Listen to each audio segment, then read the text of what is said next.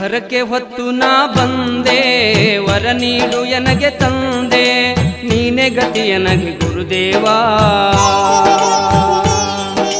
ನಿನ್ನ ನಾಮ ಎನ್ನ ಮನದಲ್ಲಿ ತುಂಬಿ ಬಾಳನ್ನು ಬೆಳಗು ಎನ್ನುತ್ತಲೀ.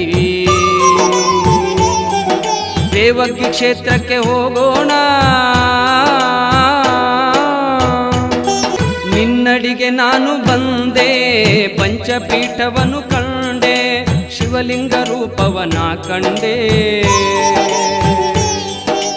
ಜಗ ಬೆಳಗಿದಂಥ ಜಂಗಮನು ನೀನು, ಮುಕ್ತಿಯನ್ನು ನೀಡು ಎನ್ನುವೆನು.